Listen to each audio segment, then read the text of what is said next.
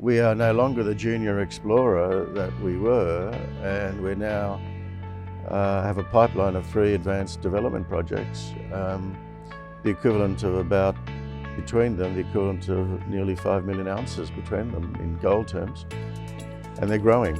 So this is quite a rapidly changing company.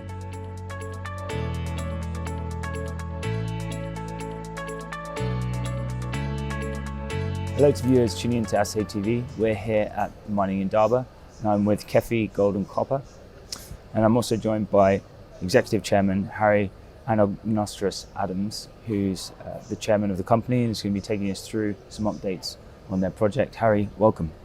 Pleasure to be here, thank you. Thanks for joining us. So could you give a top-line view of KEFI Gold and Copper first, and then we'll dive into some of the updates around your projects and assets?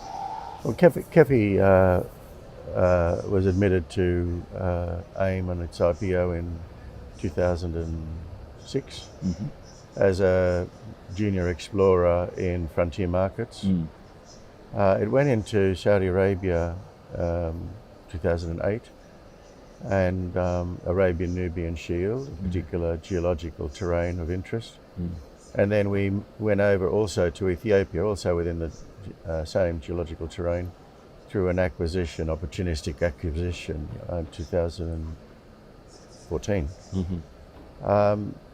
It's now in the middle of quite a transformation as a company, because we have gone from being an exploration company to one development project which has been stalled for some years in Ethiopia.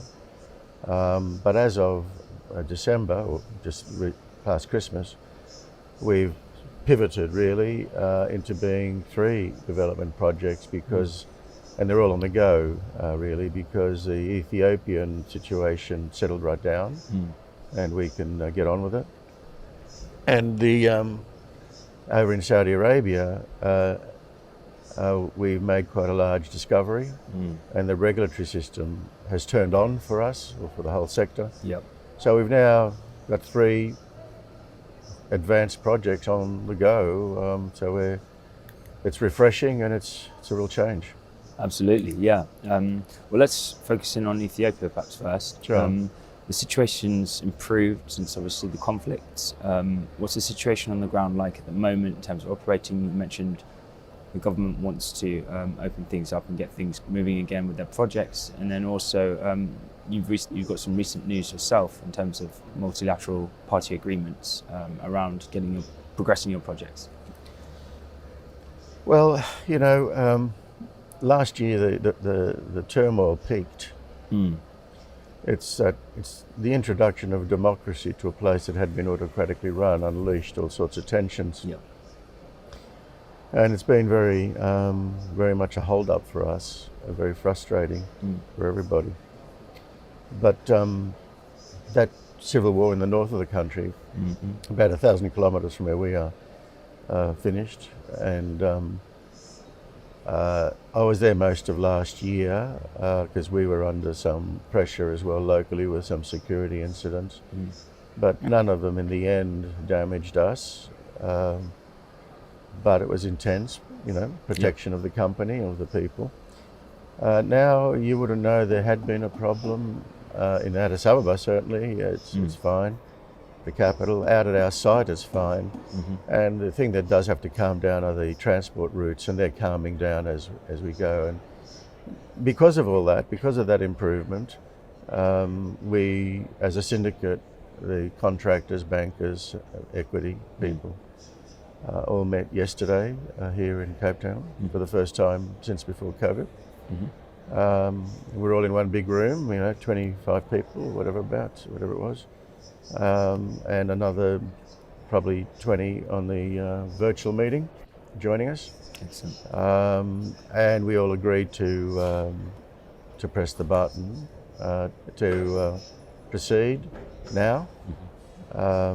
Subject to a few, you know, security improvements and other government confirmations that we need, but essentially we're now going ahead, and the multi-party agreement will be signed in the next month or so.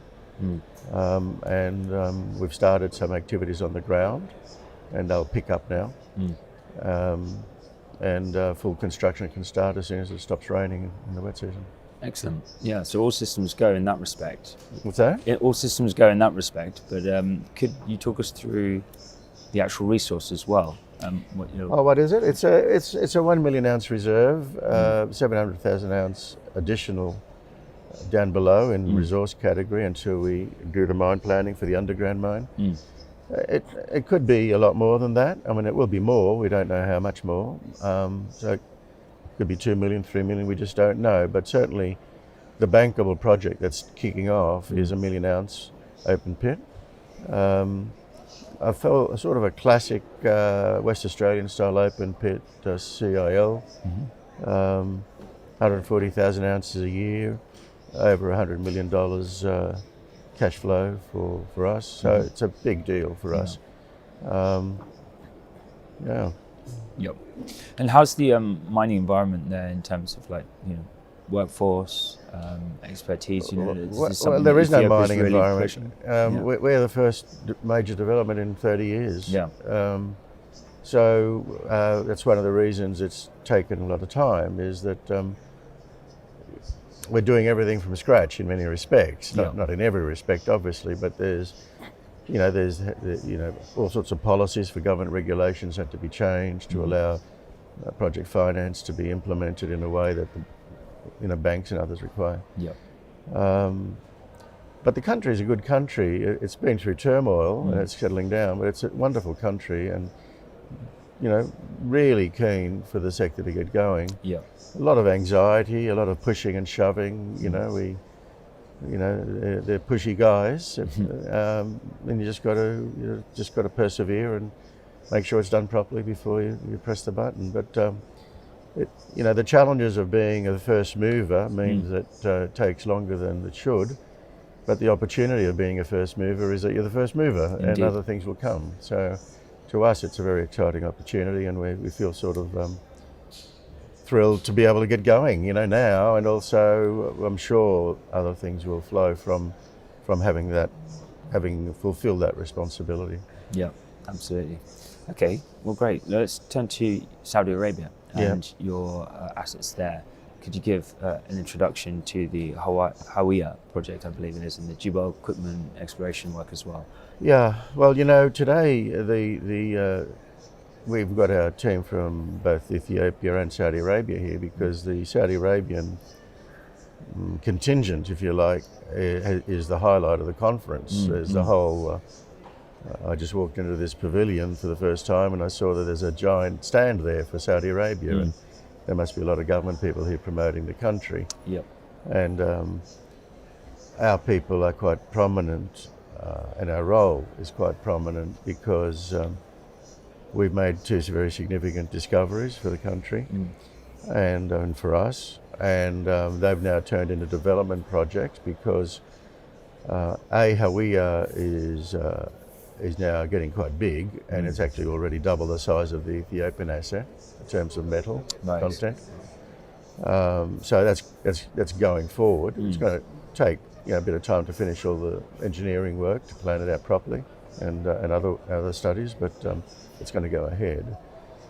But the one that's popped up a bit out of left field is that we made a gold discovery not long after we entered Saudi at a place called Jibal Qutman down near a city called Bisha, and that's been a sleeper since 2015 when we applied for a mining license. And all of a sudden it's popped back up again because the Saudi system is unleashing these licenses and pushing us to get going. Okay. So a regulatory overhaul on Jibal Qutman has brought it back to life. And a discovery at Hawiah has given birth to another project. So we now have 3 development projects. Tulu Kapi. I think Jibal Qutman will start up not long after Tulu Kapi. In fact, it'll start construction not long after Tulu Kapi, but probably start production a bit quicker because of the type of project. And Hawiah. So we are no longer the junior explorer that we were, and we now have a pipeline of 3 advanced development projects. the equivalent of about, between them, the equivalent of nearly 5 million ounces between them in gold terms. And they're growing. So this is quite a rapidly changing company. Yeah, fantastic, definitely. Just on the Saudi environment and their pivot to sort of pro-mining, it's quite interesting. It's obviously sort of the new regime or a new agenda, if you like. I'd heard a little bit about it throughout the conference myself, and some recent mining events and activity that's being pushed so far.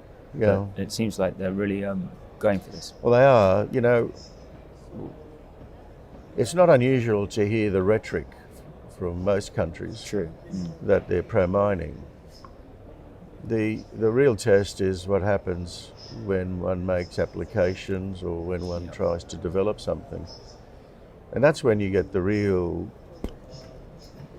action or inaction. Yeah.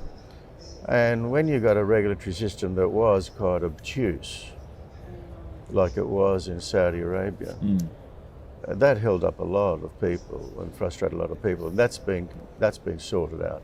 Yeah.